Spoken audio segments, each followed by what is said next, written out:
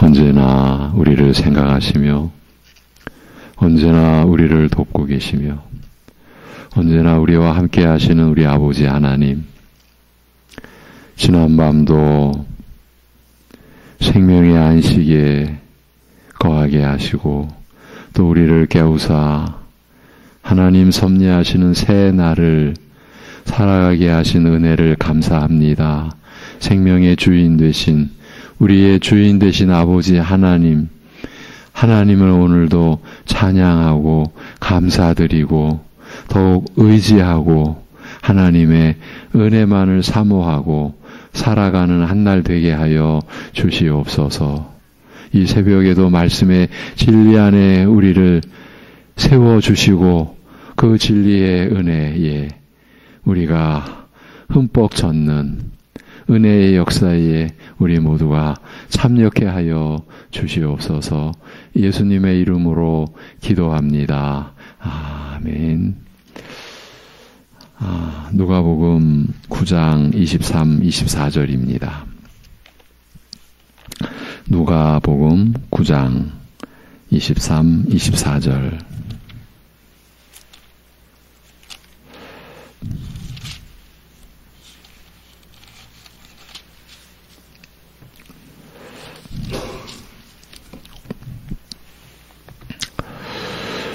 아, 23, 24절. 또 무리에게 이르시되 아무든지 나를 따라오려거든 자기를 부인하고 날마다 제 십자가를 지고 나를 따를 것이니라.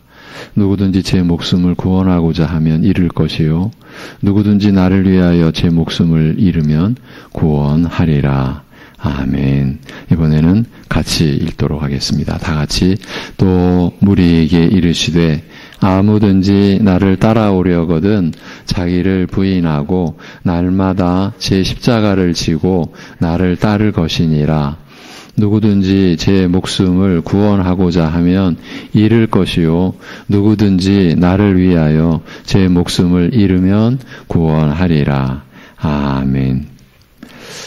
그리스도 안에서 열리는 신자의 열매, 곧 우리 주 예수 그리스도의 은혜로 우리 안에서 열리는 열매를 여러분과 함께 살피고 있는데 기쁨에 이어 자유를 제시합니다. 모든 죄를 용서받은 기쁨의 열매를 안고 있는 신자의 심령 안에는 자연스럽게 자유의 열매가 열리는 것으로 압니다. 어제 이미 그 부분을 나눴습니다. 그 부분만 들려드립니다. 사마리아 땅 수가성 우물가, 늘 다니던 그 우물가에서 예수님을 만난 이 여자는 왜 그 부끄러운 일을, 자신의 그 부끄러운 삶을 제 입으로 온 동네에 외고 다녔던 것일까요? 수치도 염치도 모르는 여자였을까요? 아닙니다. 다만 그가 만난 예수님으로부터 이 부끄러운 죄를 용서받고 정결케 하시는 은혜를 입었기 때문입니다. 이 죄로 말미암아 짓눌리던 양심의 고통에서 자유함을 얻었기 때문입니다. 그가 예수님으로부터 받아 마신 생수는 바로 이런 생수였습니다. 죄사함의 은혜요. 이 은혜를 입은 자 안에서 솟아나는 신령한 생수, 곧 성령의 은혜였습니다. 여자는 자신의 부끄러운 행실을 외고 다닌 것이 아닙니다. 무슨 자랑거리라고 자기의 행실을 외고 다니겠습니까? 다만 자기의 죄를 지적하시는 예수님의 말씀을 들으면서 지금까지의 부끄러운 행실과 삶이 하나하나 드러나는 가운데 경험하게 된 은혜를 알리고자 하였을 뿐입니다. 이것이 이 땅의 것이 아닌 하늘의 은혜입니다. 죄로 더럽혀진 삶, 비참하고 고통스러운 과거의 일을 치유하시고 정결케 해주신 주의 은혜, 자기가 입고 경험한 그 은혜를 전한 것입니다. 이 은혜가 너무 크고 놀라움으로, 그 기쁨이 너무나 크고 감격스러움으로 자신의 부끄러운 행실이 드러나는 것을 개의치 않고 다만 주께서 자신에게 베푸신 은혜의 귀중함만을 모든 사람에게 알리고자 한 것입니다. 그가 입은 은혜를 필요로 하는 모든 사람들에게 간절한 마음으로 외쳐 전하고자 한 것입니다. 왜 이 부분을 다시 들려드렸는지 짐작하실 것입니다. 이 여인에게서 그리스도 안에서 누리는 자유를 엿볼 수 있기 때문입니다. 죄의 수치와 좌절감으로, 죄와 그로 인한 수치와 좌절감으로 짓눌려 살던 이 죄 많은 이 사람의 억압된 심령이 지금 그 모든 것에서 벗어난 자유를 누리게 되었고, 그로 인해 그 누구도 예기치 못했던 기쁨의 외침이 수가성 사람들에게 들려진 것입니다. 그 마을 사람들, 그 누가 이 사람에게서, 이 여인에게서 이 기쁨의 외침이 온 동네 방네에 들려지리라고 누가 예측할 수 있었겠습니까? 이렇게 죄사함 받은 기쁨의 열매 안에는 자유라는 열매가 함께 열리는 것입니다. 그런데 이 믿는 자들 안에 열리고 맛보고 누리게 되는 이 자유의 열매에 대해서 나누며 우리 안에는 과연 이 열매가 어떤 상태인지를 살피려고 하는데 왜 오늘 본문을 택하였을까요? 이미 앞에서 언급한 수가성 한 여인을 통해서 우리는 신자의 자유가 어떤 것인지를 보았습니다. 어느 정도 보았습니다. 죄로 말미암아 짓눌리던 양심의 고통에서 얻은 자유함입니다.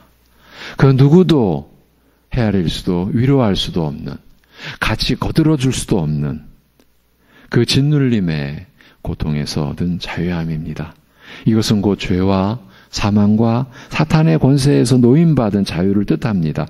이렇게 신자가 그리스도 안에서 얻은 자유의 본질을 염두에 두고서 오늘은 신자의 자유를 다른 측면에서 살펴보고자 합니다. 이 또한 본질에 가까운 특성을 지닌 자유이지 않을까 싶습니다. 그것은 다름 아닌 자기 자신으로부터의 자유입니다. 자신에게서 놓여나는 자유입니다. 이렇게 생각하면서 오늘 본문을 다시 들어보십시오. 아무든지 나를 따라오려거든, 예수님께서 제자들에게 친히 하신 말씀입니다. 나를 따라오려거든 그 누구든 자기를 부인하고 날마다 제 십자가를 지고 나를 따를 것이니라. 누구든지 제 목숨을 구원하고자 하면 잃을 것이요, 누구든지 나를 위하여 제 목숨을 잃으면 구원하리라. 자기를 부인하고 날마다 제 십자가를 지는 것이 곧 자기 자신으로부터의 자유, 자아로부터의 자유를 가리키고 있습니다. 여러분, 바울사도가 어디도 잠깐 언급하고 지나갔던, 얼마나 헌신했고 얼마나 충성했고 얼마나 교회를 사랑했고 주님을 사랑했는지 말로 다 할 수 없는 고통의 나날들, 고난의 나날들 속에서도 어떻게 그렇게 기뻐할 수 있는지, 그러면서요, 아볼로는 물 주고 자기는 심었다. 심는 이나 물 주는 이나 그러나 아무것도 아니로다. 이렇게 말할 수 있는 자유. 아무것도 아니로다. 오직 자라게 하시는 이는 하나님뿐이시다. 생명의 역사, 생명의 작용, 그 생명의 보존, 그 생명의 성장, 여기에서 심는 나, 물 주는 아볼로 아무것도 아니다. 오직 하나님만이 자라게 하신다. 이렇게 가질 수 있는 자유, 자기에게서 놓여나는 자유. 오늘 우리가 이 자유를 다시 확인하고 회복하고 이 자유 안에 들어간 심정을 우리가 느끼고 우리가 누릴 수 있기를 바라는 겁니다. 사람들은요, 평생을 자기 자신의 노예로 살아갑니다. 이 사실을 아는 듯 모르는 듯 하면서 말입니다. 전혀 모르는 것은 아닌 것 같은데 그렇다고 확실히 아는 것은 또 아닙니다. 이것은 일반 모든 사람들을 대상으로 한 판단입니다. 아이러니한 것은 사람들은 자신의 주인 노릇하며 살고 있는데 그 내면으로 들어가면 자신의 노예로 살고 있습니다. 자신의 종 노릇을 하며 산다고 본 것입니다. 여러분은 어떻게 생각하십니까? 일반적으로 자신의 신념을 따라 산다고 할 때 그 사람은 신념이 강할수록, 신념이 옳다고 확신할수록 그 사람은 본인의 그 신념의 울타리 안에서 평생을 지납니다. 그 울타리 밖을 못 나갑니다. 기본적으로 불안하고 두렵기까지 해서 그렇겠지만 더 나아가서 자신이 세운 울타리를 벗어나면, 그 울타리를 허물면 자신의 생애가 실패로 끝나거나 아니면 무너질 것 같은 것입니다. 이렇게 신념이 강한 사람일수록, 스스로 자신을 책임진다고 하는 사람일수록 복음 전도는, 그리스도의 십자가는 아득해집니다. 아득해집니다. 틈을 안 내주기 때문입니다. 그래서 자신과 세상의 울타리 밖을 볼 수 없게 되고, 자신의 울타리 아니만이 세상이 아닌데, 하나님의 세상이 있는데 못 보는 겁니다. 볼 수 없게 되고, 그리하여 자신도 모르는 자신의 죄로 인한 심판의 저주 안에 갇히게 되는 것입니다. 자기 안에 갇히게 되는 것이죠. 또 적지 않은 사람 인생들은 자신의 욕망의 노예로 삽니다. 자신의 심령에 스스로 채운 거죠. 그 욕망에 스스로 중독된 채로 사는 겁니다. 이 역시 자신의 노예로 사는 겁니다. 어떤 이들은 물질과 돈의 노예로, 대부분이 그렇죠.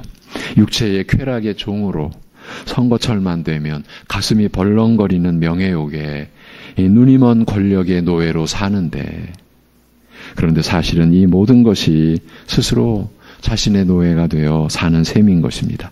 자신이 쫓는 그것으로 사람답게 산다고 한 것이고, 행복하려고 한 것이고, 성공하려고 한 것이니 결국은 무엇을 쫓든지 무엇의 노예가 되든지 스스로 자신의 노예가 되고 마는 것입니다. 설령 행복하다고 하고 성공했다고 해도 모두 자기의 행복이고 자기의 성공일 뿐입니다. 그것뿐입니다.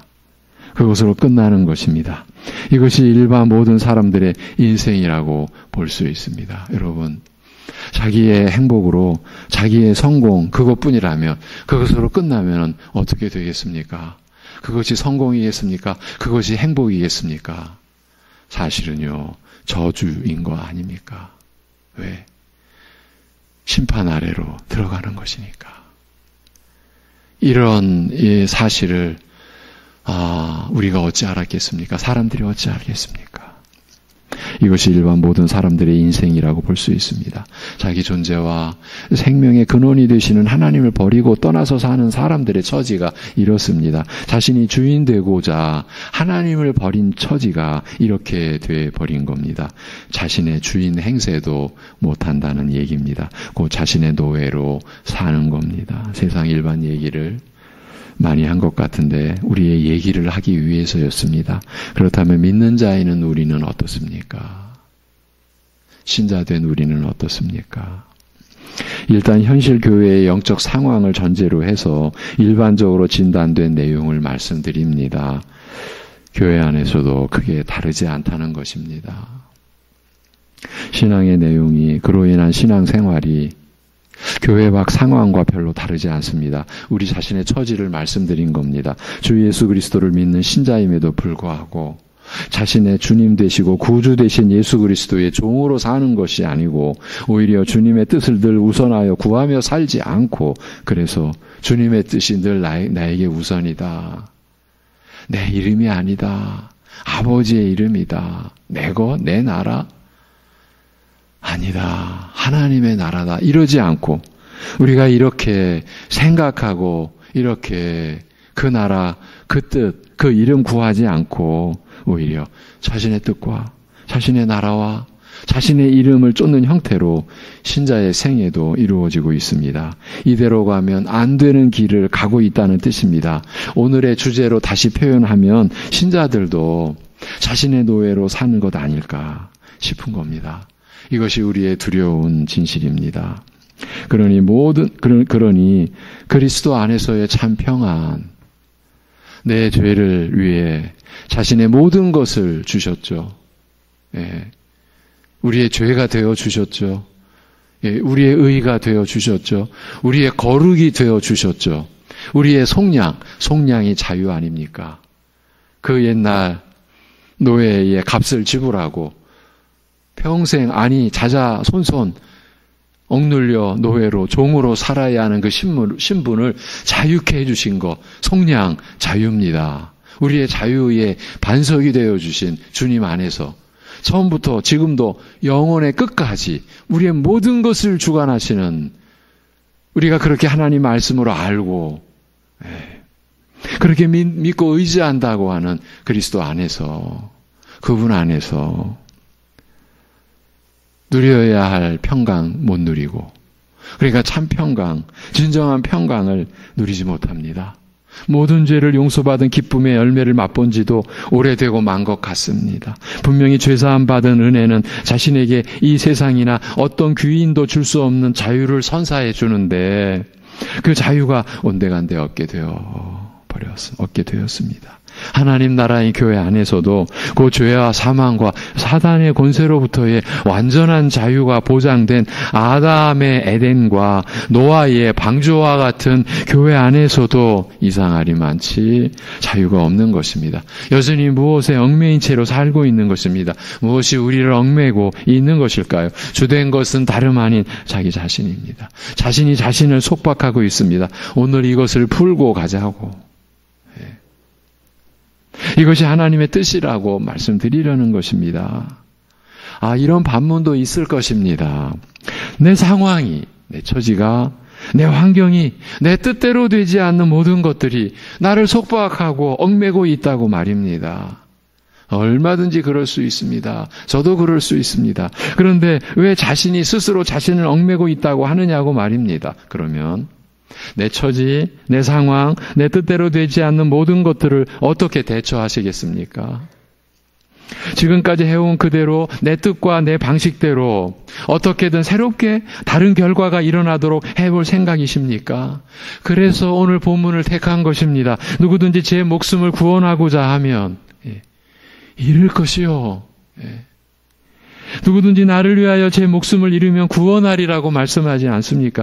누구든지 제 목숨을 구원하고자 하면, 그러니까 방금 나눈 내용 그대로 나를 속박하고 얽매고 있다고 여기는 내 처지와 내 상황과 내 뜻대로 되지 않는 모든 것들을 지금까지 해온 그대로 내 방식으로, 내 수단으로, 내 힘으로 내가 동원할 수 있는 모든 것을 통해서 어떻게 해보겠다고 하면 잃을 것이라고 하십니다. 한마디로 스스로 자기 목숨을 구원코자 하면 잃으리라고 하시는 말씀입니다. 그 누구라도 다른 것도 아닌 자신의 목숨을 위해서, 자신의 존재와 생명을 위해서 자기가 무엇을 한다고 하더라도 그 결과는 다르지 않다고 하십니다. 오직 잃을 뿐입니다. 조금이라도 얻을 수 있는 게 아니라 그냥 잃을 뿐입니다. 이 결과만을, 이 열매만을 얻습니다. 아무것도 없는 결과요. 남는 것이 없는 열매입니다. 자신의 노예로 사는 결과가 이렇습니다. 오늘 이 본문은 지난주 금요일 본교단 선교사 훈련 수료 예배의 권면 순서를 맡으신 선배 선교사님이 제시했던 그 구절입니다. 지금 권면 축사인데 이 구절을 제시하려고 한 것이에요. 그러면서 이 시대의 교회 안에서 거의 볼 수 없고 들을 수 없는 이 말씀이라고, 이 구절이라고. 선교지에서 여러분, 저는 사실 그 선교사님이 더 계셔도 되는데, 일본이 주 선교지였는데 왜 일찍 들어오셨는지, 물론 이제 연세는 많으신데 왜 더 일찍 들어오셨는지 그때서야 알았거든요. 자녀, 몇 명의 자녀인지는 사실 제가 모르는데 두 자녀가 정신적으로 그 선교지에서 어려움을 겪었던 거예요. 제가 그 말을 들을 때 그냥 가슴이 그냥 쑥 꺼지는 듯, 얼마나 고통스러우셨을까. 그러면 바로 국내라도 들어와서 두 자녀를 세워야 되는데, 치료해 가야 되는데, 그런데 선교지 교회가 그 당시 그냥 그분이 들어오시면 교회가 풍비박산 날 그런 상황이라서 견디고 8년이나 더 견디고, 그래서 현지인 목회자에게 그 교회를 잘 섬기고 인도해 가도록 그렇게 모든 걸 준비해 놓고 돌아온 거예요. 자식을 향한 마음이 얼마나 아팠겠습니까? 그런 자식을 두고서 사역하는 그 남편 된 선교사로서 아내 된 선교사에게 얼마나 미안했고, 남편 선교사는 밖에 나가서 일을 한다고 하더라도 그 자녀를 항상 함께 붙들고 있어야 될 그 아내를 어떻게 바라보면서 있었겠습니까?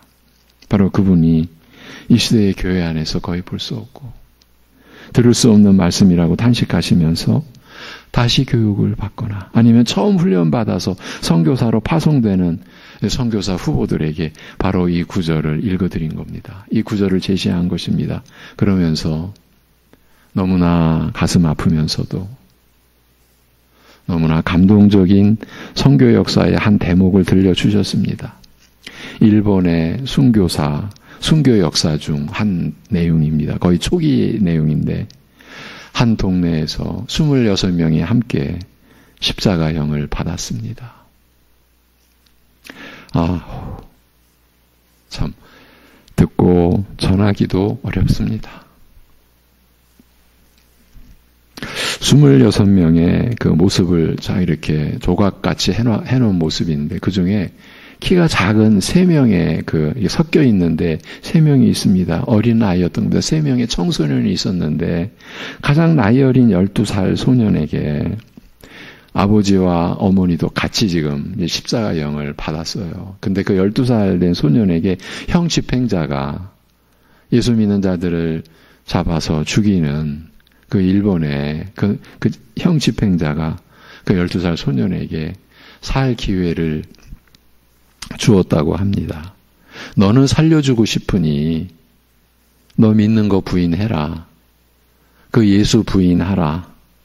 그러자 그 소년이 이런 기록이 남은 겁니다. 짧은 생명을 위해 영원한 생명을 잃을 수 없다. 그 어린아이가 그렇게 말하면서 왜 다 큰 십자가 뿐이냐고, 왜 작은 십자가, 가장 어리고 가장 키가 작으니까 왜 작은 십자가는 없냐고 하면서 그대로 십자가에 달렸답니다. 그때 26명의 모든 순교자가 읊조리면서 고백하면서 죽어간 구절이 바로 오늘 본문의 말씀입니다. 아무든지 나를 따라오려거든 자기를 부인하고 날마다 제 십자가를 지고 나를 따를 것이니라. 자기를 부인하고 날마다 자기 십자가를 지고 주님을 따랐던 그분들은 모두 자기 목숨을 구원하고자 하지 않았고 그래서 모두 그 십자가에 달리게 되었던 것입니다. 그들이 누구라도 자기 목숨을 구원하고자 했으면 예수님을 부인하고서 십자가에 달리지 않았을 텐데, 그러나 그분들은 주님을 따르는 길을 선택했던 것입니다. 그 길이 살 길, 곧 잃어버릴 수 없는 영원히 살 길이라는 것을 알았기 때문입니다. 그 길은 그분들이 자기를 부인하며 살고 있었기 때문에, 곧 자기 자신으로부터의 자유를 알고 있었고 누리고 그렇게 살고 있었기 때문에 선택할 수 있었던 영생의 길이었습니다. 요즘 새벽 예배에서 로마서 3장 20절에 왜냐하면 율법의 행위로 그의 앞에 의롭다 하심을 얻을 육체가 없기 때문인데, 왜냐하면 율법으로는 죄를 깨닫는 것이기 때문이라고 한 말씀이 며칠 동안의 중심 구절이었습니다. 율법의 행위로 하나님 앞에 의롭다 하심을 얻을 육체가 없다는 이 말씀은 사람의 그 어떤 행위나 그 어떤 소유나 그 어떤 신분이나 어떤 지위로도 하나님 앞에서 의롭다 하심을 얻을 수 없다. 곧 하나님께 받아들여질 수 없다는 뜻입니다.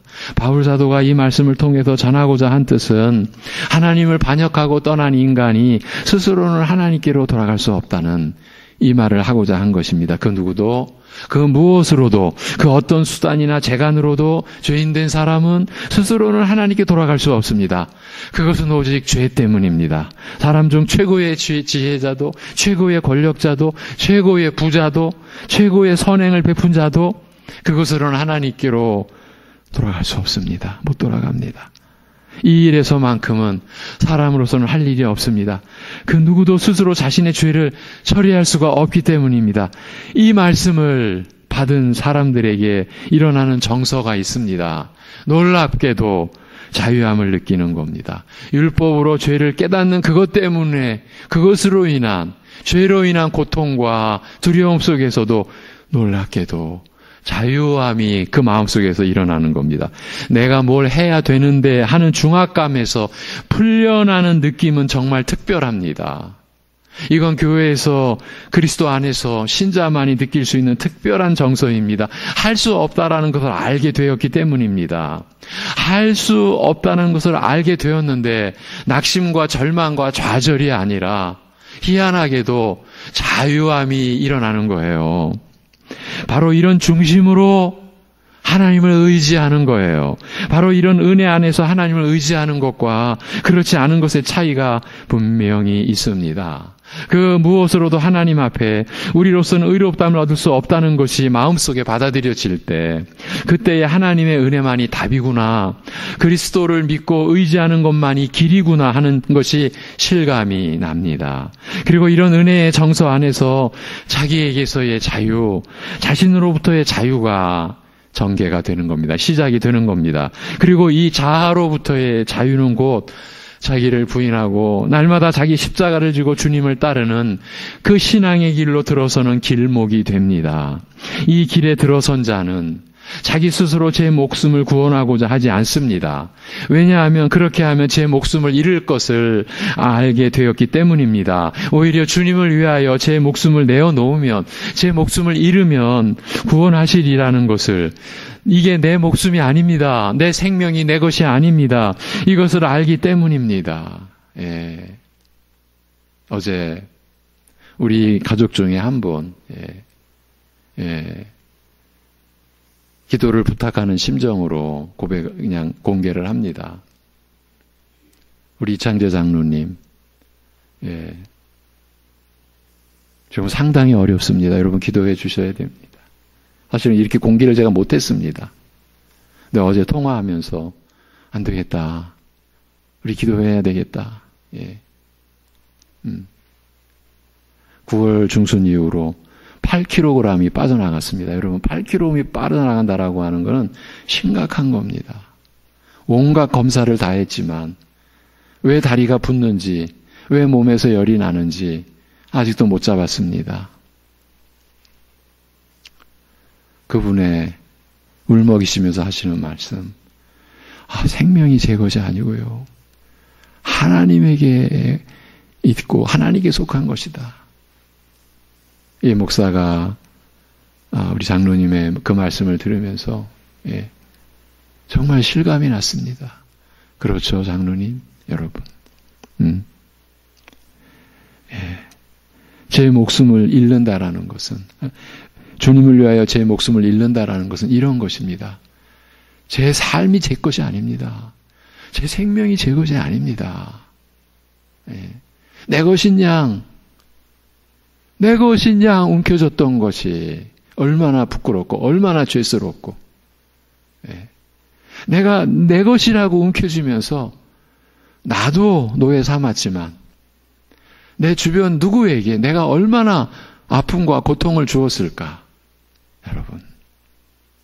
그래서 이 고백의 길로 들어선 신자들은 이제 스스로 제 목숨을 지키려고 하지 않게 되는 거예요. 오히려 주님을 위하여 제 목숨을 내어놓는 거예요. 제 목숨을 잃는 거예요.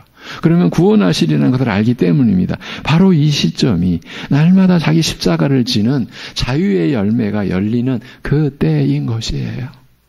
대부분의 교인들은요, 신자로서 그리스도를 믿음으로 구원받았다고 믿고 있는 줄로 압니다. 대부분의 교인들은 신자로서 그리스도를 나는 믿습니다. 그래서 믿음으로 구원받았다고 믿는 줄로 압니다. 그렇다면 본인 자신이 그 믿음으로 말미암아 하나님께 온전히 받아들여졌다는 사실을 믿는 것인데, 온전히 나는 받아들여진 건데, 그거를 믿는 것인데 과연 그렇게 믿고 있는지를 물으면 상황은 크게 달라집니다. 어쩌면 그리스도를 믿고 있다고 하는 대다수의 신자들조차도 지금 이대로는 자신이 하나님께 완전히 받아들여졌다고 믿지는 않는다고 할 것입니다. 이것이 우리의 두려운 현실입니다. 두려운 진실입니다. 그러면 남는 것은 것은 무엇입니까? 자신이 온전히 하나님께 받아들여지는 데에 있어서 부족한 부분을 채우는 일입니다. 그런데 이렇게 되면 자기를 부인하고 자기 십자가를 지는 것이 아닙니다. 자기를 부인한다는 것은 하나님 앞에서 자신을 내세울 게 없다는 것인데, 그래서 하나님 앞에 나아가는 데에 있어서 자신이 할 수 있는 것이 없다는 것인데, 지금 하나님께 받아들여지는 데에 있어서 부족분을 자신이 채운다고 하지 않습니까? 어쩌면 지금 우리들 대부분이 이렇게 살고 있다고 보아야 합니다. 지금 우리들 신자의 얘기를 하고 있는 겁니다. 그래서 또 자신의 노예가 되는 길로 되돌아가게 됩니다. 왜 신앙생활이 기쁘지 않고 교회에서의 성김과 봉사가 나중에는 부담되고 짐이 되는지를 짐작하시겠습니까? 부족함을 채우기 위해 하는 것이니까요. 기쁨과 자유함이 있을 리 없으니 점점 더 힘만 들고 불평, 불만이 쌓이고 그래서 실족도 합니다. 사도가 그렇게 평생 사역한 것도 다른 사도보다 더 많이 내가 수고하고 고난받은 것도 아무것도 아니다. 내가 한 것이 아니다. 이 말을 못 받아들이는 거예요. 안 받아들이는 거예요. 왜 내가 했는데 이렇게까지 나가는 거예요. 그런데 그렇게 나아가는 우리의 중심이 우리로 하여금 쓰러져 가게 만드는 거예요. 무너져 가게 만드는 거예요. 거기는 기쁨도 자유함도 자리할 곳이 점점 없어지니까요. 이제는 날마다 자기 십자가를 지는 자유의 열매가 열리는 길로 들어서시기를 권합니다. 자신을 높이지 않아도 되는, 내세우지 않아도 되는, 자신이 모든 것을 다 하지 않아도 되는 자유를 누리십시오. 이것이 바울이 누린 자유요, 베드로 사도가 누린 자유예요. 스스로 자신을 책임지지 않아도 되는 자유를 누려보십시오. 게을러지라고 권하는 것이 아닙니다. 오히려 우리의 모든 것을 끝까지 책임져 주시는 주님께 맡기시고 자신이 할 수 있는 분량 안에서 거듭난 선한 양심에 거리끼지 않게 성실하게 살아가자라는 것입니다.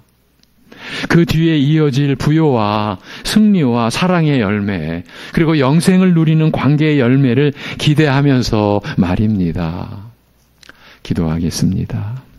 하나님 아버지, 우리에게 이 하나님 주신 은혜의 자리로 불러주심을, 분명히 우리를 불러주셨는데 그 은혜를 은혜로 알지 못하고 어쩌면 우리가 마치 뭔가 또 만들어낼 수 있는 은혜의 자리가 있는 것 양 또 자기의 종속되고 자기의 노예가 된 채 겉모양만 신자인 우리를 그대로 버려두지 아니하시고 오히려 겉사람은 후패하나 속사람을 강건케 하시는 새 생명의 역사, 영원한 생명의 역사로 우리를 안으시고 품으시고 우리를 이끄시고자 오늘도 이 말씀에 은혜 안으로 우리를 불러주심을 감사합니다. 우리를 붙잡아 주심을 감사합니다. 아버지 하나님, 우리가 이 은혜 안에 스스로 있을 수 없사오니, 우리가 이 은혜 안에 스스로 우리가 나아갈 수도 없고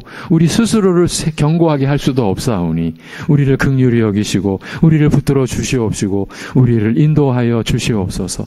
아버지 하나님, 우리 사랑하는 성도들의 모든 형편을 다 아십니다.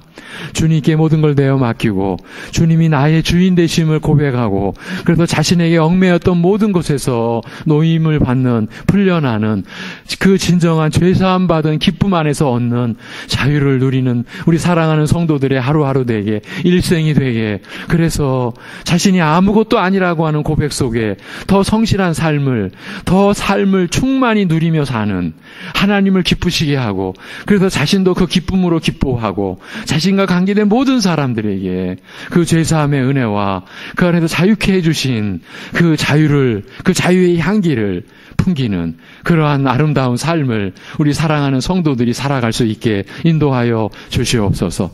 우리 어르신들도 우리 자녀들도 한 심령 붙잡아 주시고 인도하여 주시옵소서.